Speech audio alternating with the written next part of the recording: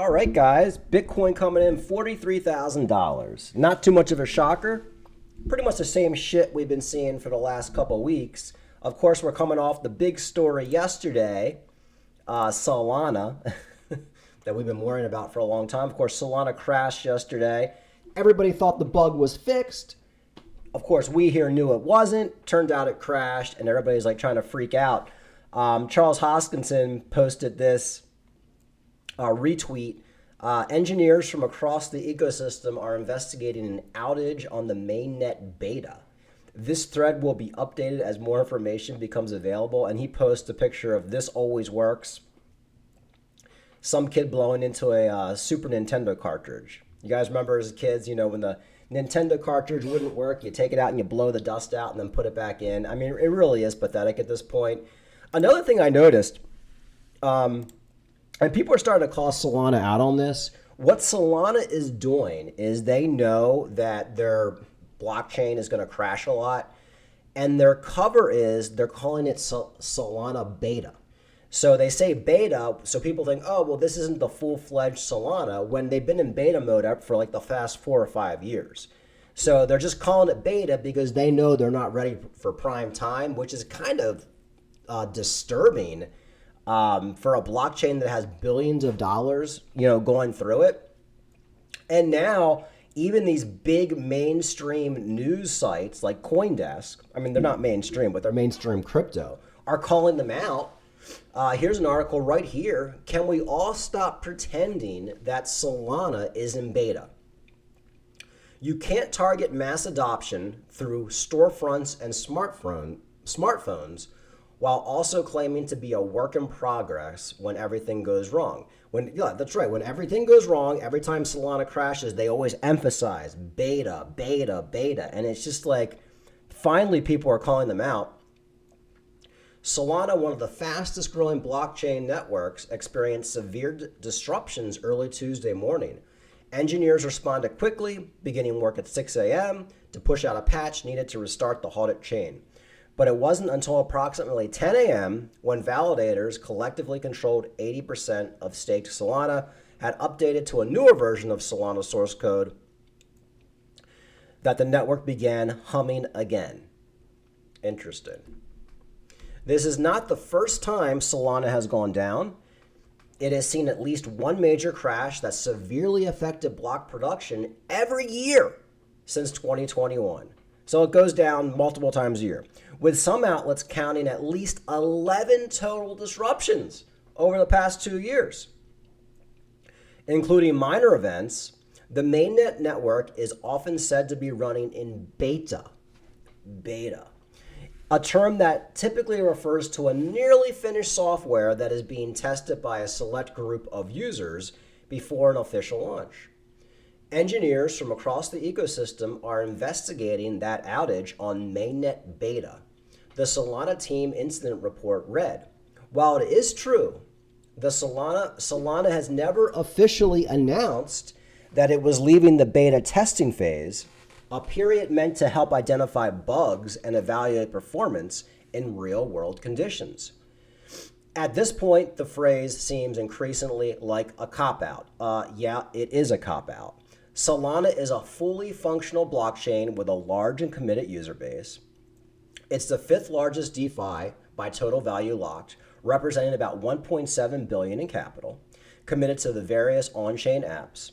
Solana, the native token, is the 5th largest cryptocurrency at market capitalization of nearly $42 billion. It's frequently cited as one of the blockchains with the most developers. And of course, it's also cited as the Ethereum killer. That's what the Solana shillers and venture capitalists, they all call it the Ethereum killer, which obviously it's not.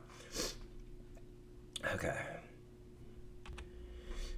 We skip down here a little bit, but there's also something disingenuous in saying that a project is a work in progress while also actively attempting to onboard the world, especially if you genuinely believe that the crypto asset has real value. Otherwise, you are unnecessarily putting people at risk. And that's another thing about Solana. I mean, they pretty much admit they're in this beta phase. The essentially when you're in beta, you're essentially saying, well, anything could happen. We could go down at any moment. When the code is unfinished. I mean, would you invest in a bank if they told you, yeah, give us all your money, but we want to let you know we're not officially a bank yet. We're still in kind of beta bank, so we don't have all the licenses yet. We're not really up to par yet, but hey, give me all your money. I'm sure it'll be fine. I'm sure it'll be fine. And then it's like, whatever. Well, Solana, they call themselves beta, so it's not surprisingly they go down multiple times a year. But people, like I've been saying about Solana, the only reason Solana's pumping is for whatever reason. And it probably has to do with the founder of Solana. He's probably a venture capital type. He's probably friends with venture capital guys. He's probably friends with guys like Rand Nooner from Crypto Banter and BitBoy and all the guys who talk about it. And that's kind of what made him the money. He created this shitty blockchain that's not decentralized. It's 100% centralized. But he got the big YouTubers, the big money, the big venture capitalists to pump it. And the thing about this world is, there's been studies on this. You can have a piece of crap product, you can have a piece of crap song, and it can still become number one as long as you get enough hype behind it. I've noticed, like, even with my kids, they're really big into these water bottles now, and it's absolutely crazy. I forget the name of it. It's like, I don't even remember the name. It's just a name. It's a water bottle. It's metal, and it's a piece of shit water bottle. It's no different than any water bottle you would ever have. I mean, the plastic ones are even better. These are like metal and they're heavy and like everybody loves them. And the only reason people love them is because like big celebrities started pumping them. But now it's come out that these water bottles, they leak, they contain lead. I mean, they're really just junk. But my kids still want them, they love them, they collect them, and they're freaking $50 water bottles.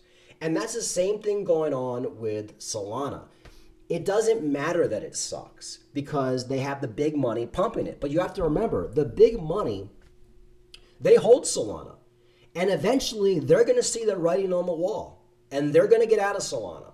And my prediction with Solana is, and I've said this many, many times, I didn't think Solana would do a 10x from $8, $12. I thought it was done because Sam Bankman-Fried was pumping it. For whatever reason, they were able to pull themselves from out from under the grave because the venture capitalist took hold of it and pumped the hell out of it. Rand Nooner pumped the hell out of it. But with these recent outages, I think we're going to get a few more outages over the next few months, next 6 months going into the bull market. And I think it's going to severely affect Solana's ability to outperform other cryptocurrencies like Cardano. I think Solana already had its pump. I think if you made a 10x on Solana, congratulations. I think Solana might be able to get up to $250, $300, which is only about a 2x from where it is right now. So if you're not in Solana, why would you get in a project that's going to 2x? You might as well get into Bitcoin right now because Bitcoin will 2x and Bitcoin's not going down and it doesn't have all the drama as Solana does. But the problem is a lot of people are getting into Solana right now and they think Solana's going to go to $1,000, $2,000. Guys, it's not happening. Solana already went up 1,000% in the bear market. So I don't think there's much room left. And I think these outages, you're going to see venture capitalists pulling the plug. You even saw the video from Rand Nooner. That's the first video in 2 years that I've seen him make negative about Solana, which makes me think he's either pulled out of Solana, and I wouldn't be surprised if Rand Nooner didn't sell all of his Solana at $120. But if he didn't pull out of it, I guarantee you he's cost averaging out now. There's no way that guy's still holding Solana for the long term. I mean, I still believe he holds some Solana, but I wouldn't be surprised if he's already sold 50% of his Solana. So I think if we have another outage on Solana in the coming months, which we will, I think then all faith is going to be lost in Solana. And I think that's going to be the final nail in the coffin. And like I said, congratulations if you made a 10x on it. I wish I bought Solana in November or October and got a 10x. That's great, but it is a scam, and the only reason it did a 10x was because of the scammers pumping and dumping it. Here's Crypto Crow talking about it a little bit. I like this guy. He's a big Cardano guy. Back to Solana pumping. It's nonsensical. And a lot of this narrative related to Solana, to me, it really is just pushed by the narratives established by paid advertising. I mean, it's funny, but it's not funny because so many people are going to get burned on Solana someday. I'm telling you, I really believe it. I feel it in my soul. But before that, there are going to be a lot of people that make a lot of money. So I think it's going to be a matter of like, when you get in, when you get out, what's going on in the world, like everything else. I'm not even saying Solana is terrible. It's more of a centralized, it's not as decentralized as people think. It's obviously prone to outages, faultiness. I've been seeing reports that even the Solana phones shut down because they weren't operating while the outage was occurring. I mean, it's just like, this is not an ecosystem that I want to invest any real time or money into. It just seems like it kind of has a mind of its own, and there's no real consistency to anything other than, it's like taxes. Nothing certain in life but death and taxes. Well, there's nothing certain in Solana but ups, downs, and shutdowns. I mean, let's be real about it. But if that's what you're into, cool. I would never trust any and this is the thing too. I would never trust. And I can't imagine any real institutional use cases or companies trusting Solana with like international anything of importance. I mean, sure, it's fun for airdrops and like speculative tokens that generally don't amount to much, but like what exactly is Solana supposed to be used for? That these kinds of outages are just okay. I don't know. I sure don't feel comfortable, and I would never use it for anything important. But that's just me. It's my opinion. You don't have to agree, but that's okay. MetaMask. Yeah, I think he pretty much said it, better than I could. But what's the future of this project other than airdrops and pump and dump meme coins? I mean, if you're some international bank or international company, are you going to be on Solana when you know the thing crashes every 6 months? So, all right. So that's enough about Solana. But I think if you were bullish on Solana over the last couple months and you thought all these outages were ancient history and you thought they recovered from all that, I hope you're seeing now that Solana is no different than it was 2 years ago. It's the same blockchain. It's the same pile of shit. It's just wrapped up in a different bow. All right, Craig Wright denies forging evidence he's Satoshi on day 2 of the trial. As you guys know, this guy, Craig Wright, he claims to be the inventor of Bitcoin.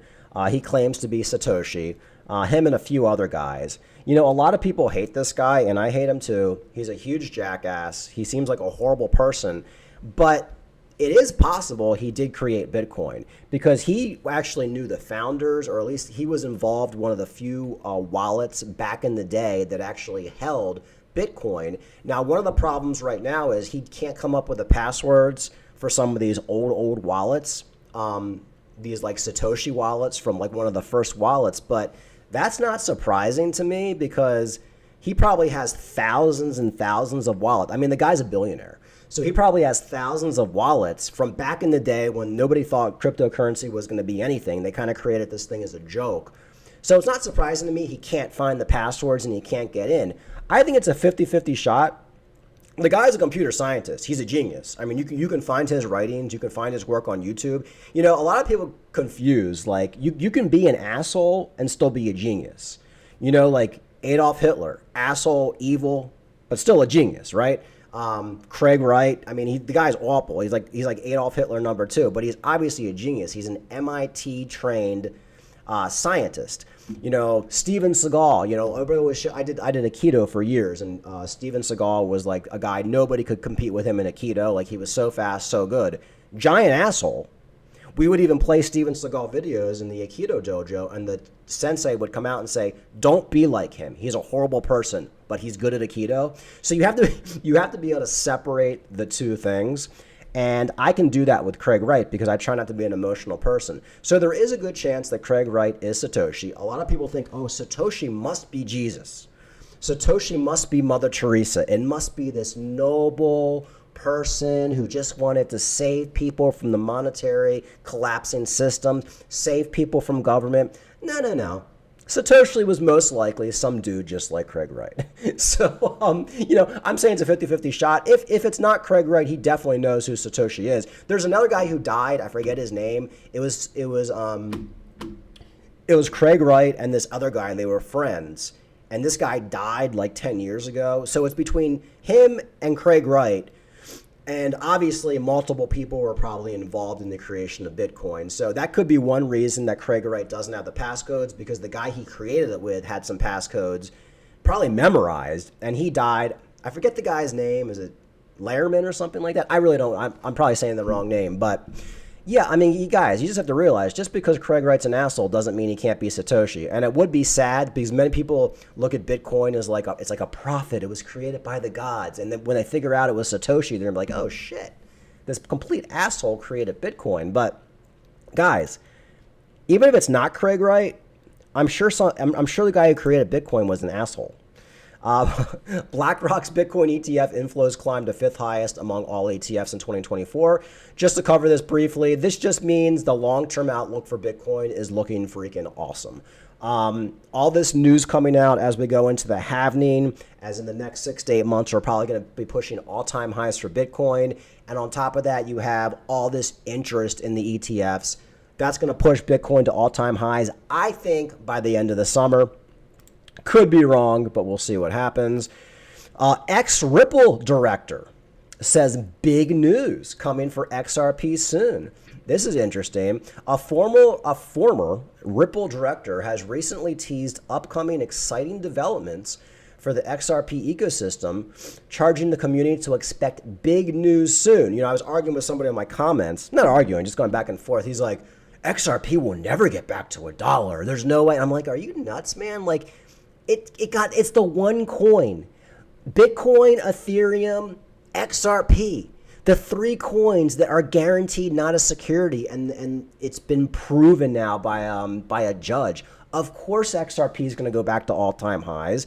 It's not going to go to $589, but it's going to go to $5 or $10. And I'll be selling most of mine between 3 and 5. So anyway, the tease comes from Sean McBride, a talent acquisition leader who served as Ripple's director of global talent acquisition for 2 years. From August 2021 to 2023, McBride took to X last night to prepare the XRP community for what he regards as a big development. Big news coming from Ripple and XRP in the next couple of days. The former Ripple director remarked in a rather enigmatic post that has triggered mixed reaction from the SRP community. And here's the tweet right here. Big news from Ripple, blah, blah, blah. This tweet was from yesterday afternoon. So that's interesting. I don't know what this is regarding. I have no idea. But any positive news regarding XRP, XRP wants to go back to $1. It's going to happen. And just like Cardano, once they go past $1, they're going to start flying. As you guys know with XRP, I actually think XRP should have been labeled a security. I think the guys behind XRP are just like kind of sleazeballs, but I do think XRP is going to pump, and I can ignore the emotion. I don't think XRP is a scam like I do Solana, but I just think XRP is... It's not really a decentralized blockchain. It's kind of like a banker's coin, and it always has been. It's kind of like a corporate coin. When I think of XRP, I think of like you're going in for a job interview and you have to wear a suit and talk to some schmuck sitting there giving you dirty looks. It's just that corporate environment, which I don't like, which I don't want to be involved with. But on a money-making scale, I see that XRP is probably going to do extremely well this bull market. And there's a lot of bag holders in XRP that are not going to sell until XRP hits $3-5. All right, guys, that's pretty much it. Everything looking good. Bitcoin hanging out still at $43,000, which to me is overall bullish. Solana 96, XRP 50, Cardano 48, blah, blah, blah. Same old shit. Like and subscribe. Talk to you later.